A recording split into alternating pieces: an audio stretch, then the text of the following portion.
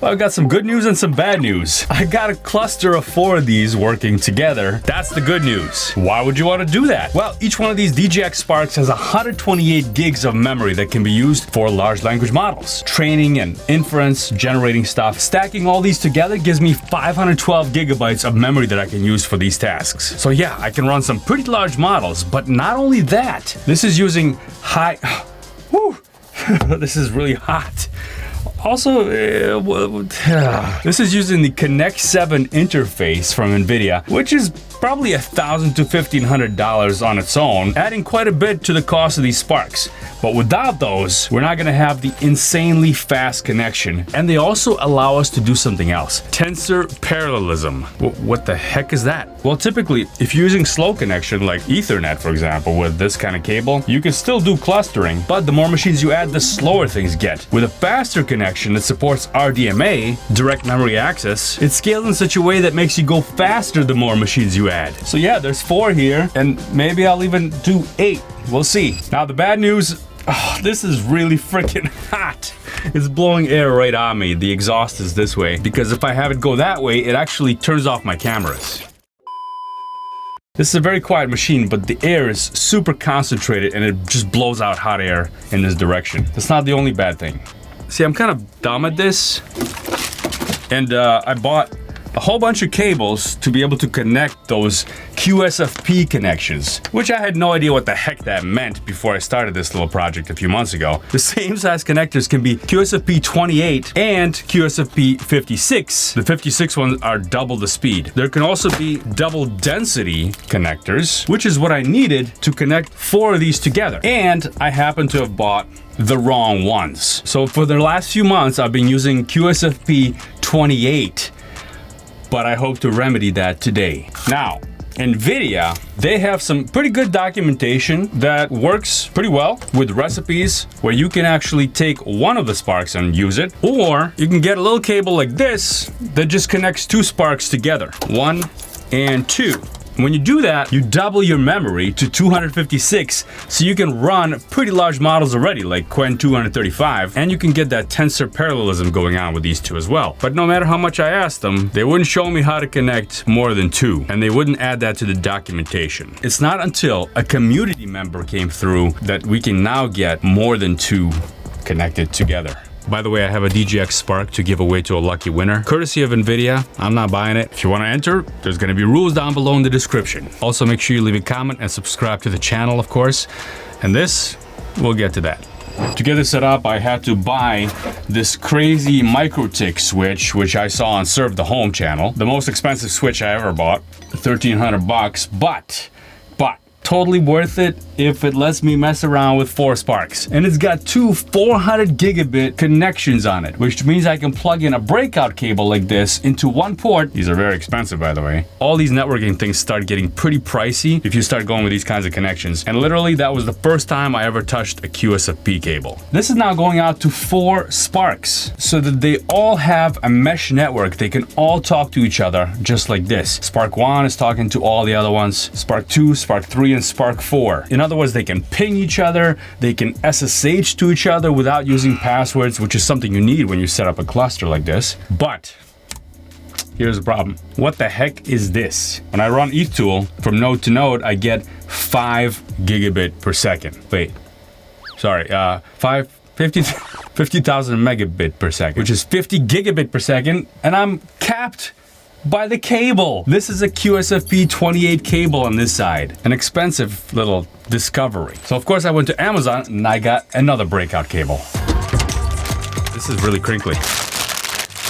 Let's see if just changing the cable is gonna double our speed. By the way, to validate this whole thing, I'm not gonna use a huge model. That comes later. I'm gonna use a small model so I can easily download it to one machine and easily distribute it to the other machines. So I went with my trusty Qwen 3 4B. By the way, this is not the 4-bit quant. This is the full BF16 version. And the token generation is 51 tokens per second, but look at this. The PP2048, that's the prompt processing, is 6,367. We're already seeing a huge boost in prompt processing just from having all these hooked up. And also, it's the fact that I'm using PP2048, not the default, which is something I discuss in more detail in one of the member videos, why we use that one. Now this is an El Cheapo at $185. Yeah, I'm not even kidding. That is cheap compared to some of the other ones that I've seen. But it's a QSFP 56 on each of the ends instead of 28.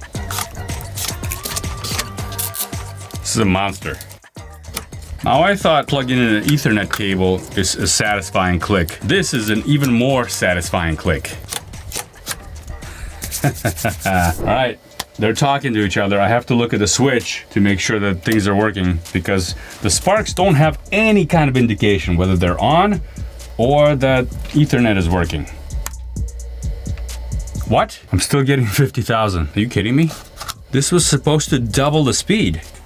Well, even after a reboot, still showing the same thing. Now, I do have Claude involved in this whole business because I just have to mention something from one machine and he goes and does everything on all the machines, which is way easier than having to do things manually on each machine. And Claude says that perhaps, even though this says QSFP 56 in the Amazon listing, which it most certainly does right here, 400G, PAM4 to 4X100G, that the breakout ends are actually QSFP 28 connectors. Now, I know that sometimes LLMs hallucinate, and that could be happening right now.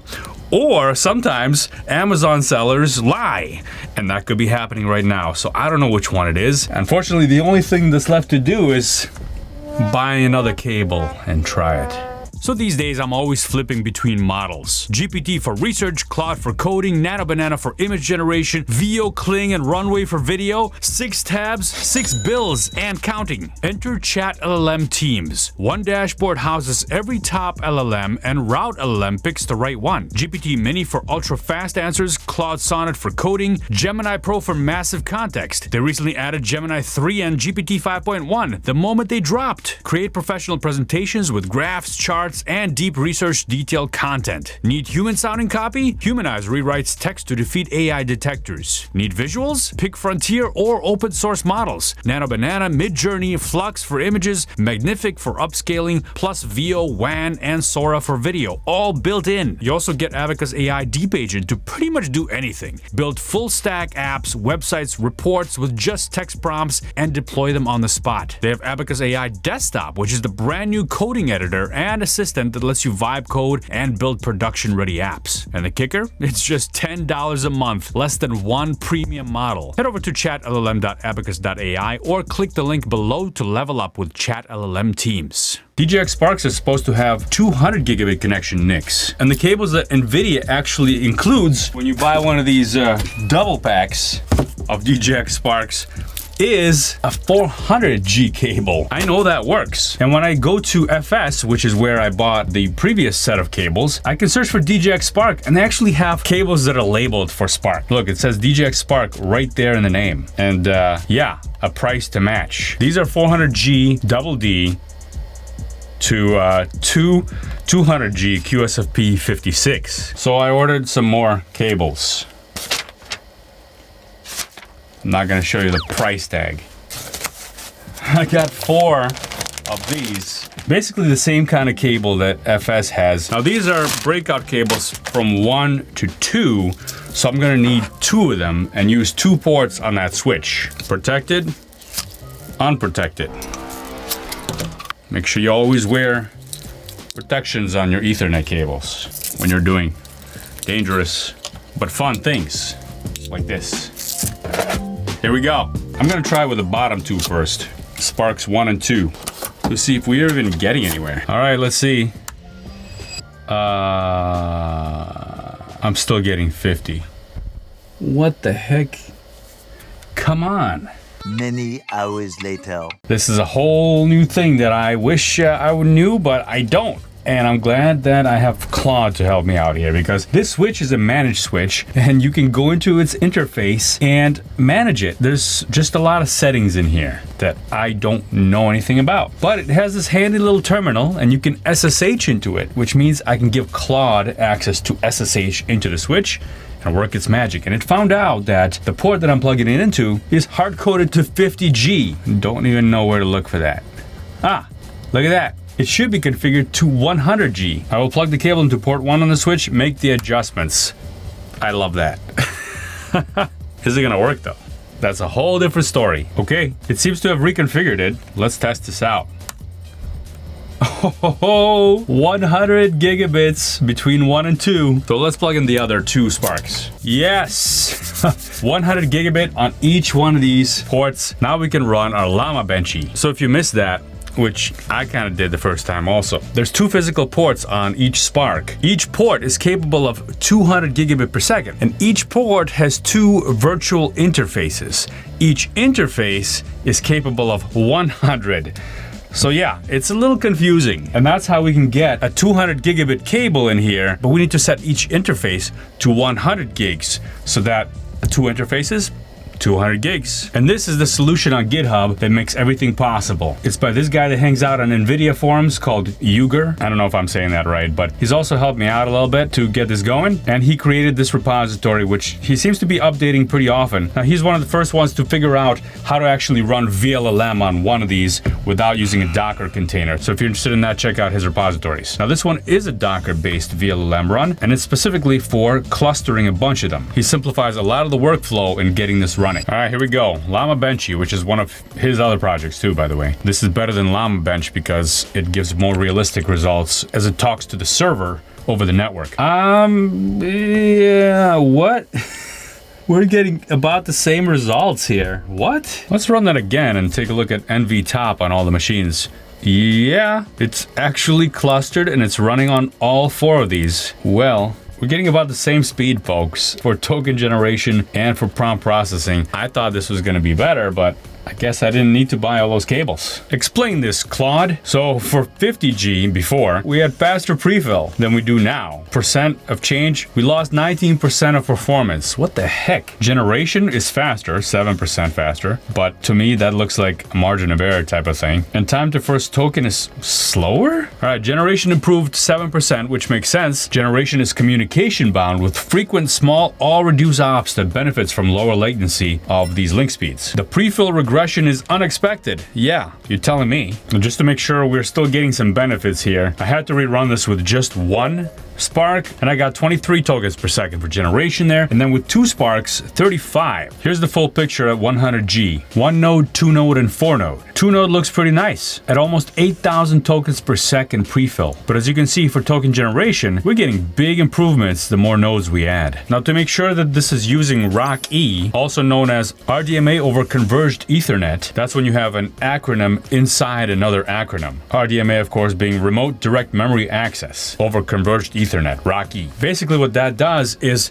bypass the whole network stack and communicate directly between the memory spaces of these machines. And that's what we're getting apparently here, because Uger, the creator of this clustering solution, suggested I use the Nickel debug flag to make sure that indeed that's working. Another acronym, yeah, I know. Nickel is NVIDIA Collective Communications Library. NCCL is pronounced Nickel. It enables efficient scaling across multiple GPUs via PCIe, NVLink, InfiniBand, and TCP/IP. Yeah, I know. Fun stuff, right? I just want to plug it in and have it work. So we got both interfaces on each machine carrying 100G of traffic, and Nickel is getting the full 200G per node without needing IP addresses on the second interface. This is as fast as it goes, I guess. And now's a good time to mention the third most important thing when it comes to running LLMs across a cluster. Now, just to recap, if you're not running on a cluster, there are 2 things that are important. One is the GPU processing power. That's the calculations, the number crunching that happens on the GPU to give you fast prefill, or PP as we've seen it in the benchmarks. That's what takes your prompt and processes it. Prompt processing. The second is decode.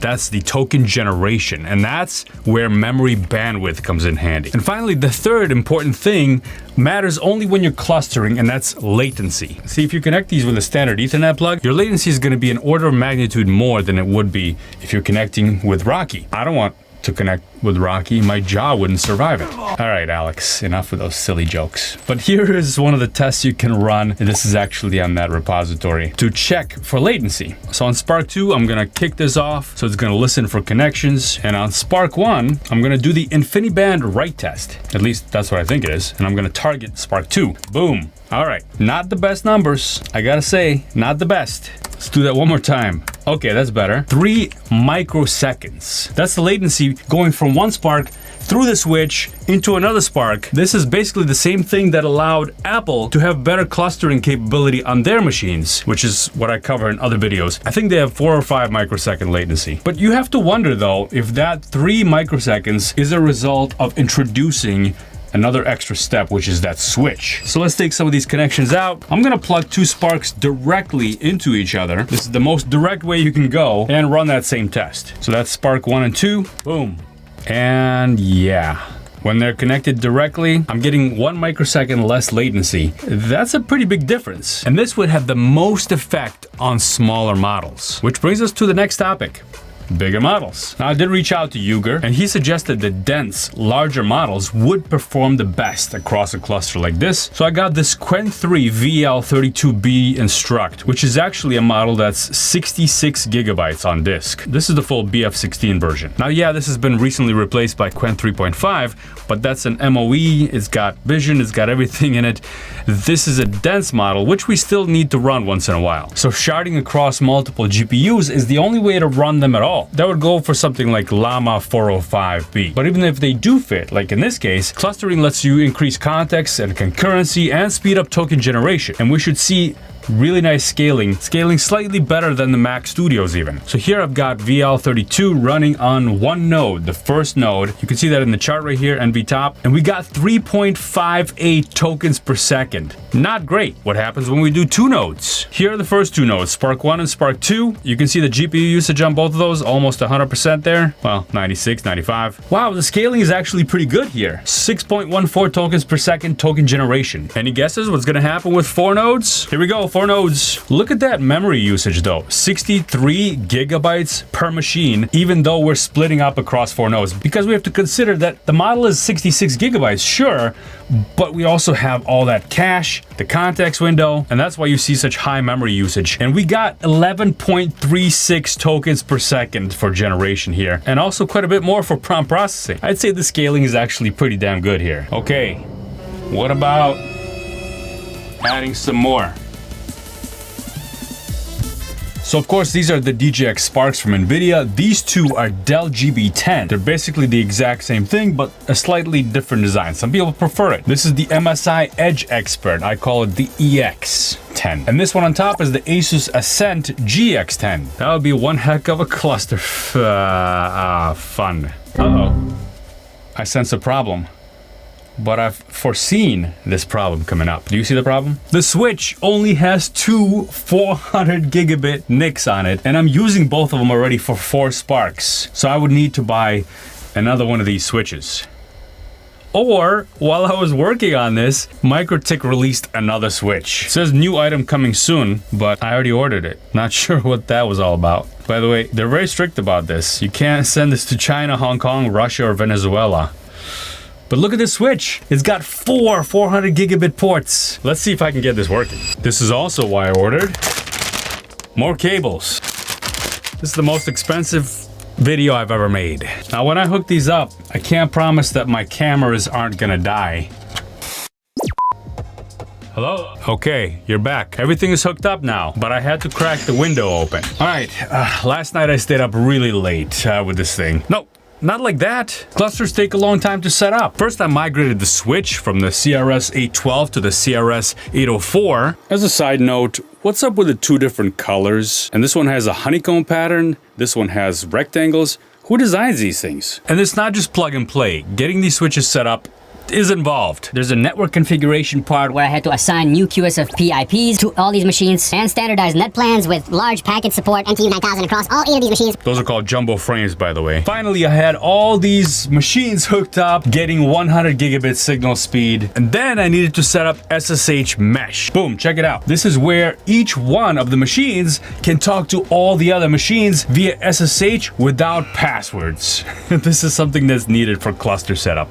And the more machines you have, the harder it gets. So luckily I had Claude help me out with this one. Check it out. We have like 64 connections. Well, if we don't include self to self, then it's 56. And they are all coming back successfully. Yes, all the sparks are talking to each other. SSH, we're ready to do the actual test now. Oh yeah, I also had to copy all the models across using rsync now that we have 100 gigs. So yeah, use that. Bring up the cluster using the Qwen 3 4B model as a test.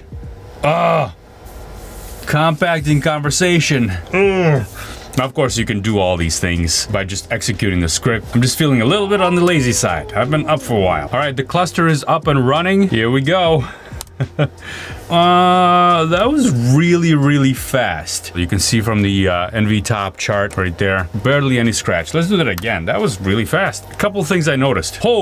Prompt processing is way faster across this cluster, but token generation is not that much faster. 64 and 61 tokens per second for Qwen 3 4B across the cluster of 8 nodes is only about 10 tokens per second faster than 4 nodes. Prompt processing is much better, but token generation, not really. And this comes back to this being a tiny model. Yeah, it's a BF16, but the whole thing is like 8 gigabytes. Spreading it across 8 nodes is kind of useless. This is so silly. But fun. Yeah, teamwork. Let's try a bigger model. All right, I've got Qwen VL, 32 billion instruct across the cluster. Here we go, Llama Benchy, boom. And watch the nodes right there in NV top. We are reaching 109 gigabytes used on each machine out of the 120 or so available. Again, that's with KV cache included. That didn't run very long either. And not seeing huge benefits here. Doing it again because, wow, that's a little disappointing. I mean, there is a speed up. We're getting 16.5 tokens per second for token generation. And remember, on 1 spark we had 3, on 2 sparks we had about 6, on 4 sparks we were close to 12. So getting 16 here, not that huge of an advantage. Want to run that again just so that we get some temperatures here. And we're not seeing that much. I'm getting up to 50 degrees at the hottest point, but that's pretty much it. I can tell you it feels a lot hotter back here. And also, folks, sorry about all the noise. Those switches are not the quietest thing, even though they're way quieter than data center switches. Now, I know what you're really thinking here. What the heck is the point of all this if I'm not gonna run a big model? After all, this is a terabyte of VRAM. Well, such a model just happened to have landed, and it's the Qwen 3.5 397 billion parameter model, active 17. And this thing is pretty hot, as in it's doing really well in tests. How do you run it? How big is it? Oh, it's only 800 gigabytes on disk. You can't even run it on one Mac Studio with 512 gigs of memory, but you can run it on this cluster. So this is the full thing, not some 4-bit quant, and it took about 7 minutes for this model to shard across all 8 sparks. It probably took another 3 or so to build the CUDA graphs. And finally, let's do the Benchy test. And go. There it goes. We can watch it over here, 112 gigabytes out of 119 per node. That's pretty nuts. But it did actually go on all the machines. It ran on all of them. And we're getting 24 tokens per second for such a huge model. It's a mixture of experts, so it's not running all the parameters at the same time. But 24 for state-of-the-art, brand new model that just landed, and it's huge. Can't run on anything that's smaller than this. I'd say that's a win. You may let me know otherwise in the comments if you disagree or agree. Kimi K2 is another one. It's pretty big. It's not as big as Qwen 3.5, but it's still a hefty 600 gigabytes. This one took about 15 minutes to load. Let's run Benchy. Boom. And there it goes. What is this one? Oh, this one is taking up even more memory on each node. 115 gigabytes. Ooh, not leaving much, not leaving much. But VLLM is a beast. It takes all the available memory if it can, because it wants to fill up and utilize as much of the system as possible and leave enough space for context. 13.35 tokens per second here. It's not the fastest thing in the world, but it runs it. You won't be able to run that on 4 sparks. You need 8. Hope you enjoyed the video. This was the most expensive video I ever made, so I do appreciate a like and a comment and a subscription. It's free. All right, we're gonna be doing more stuff like this. Thanks for watching. You probably wanna see this video next. Also a good one. See you next time.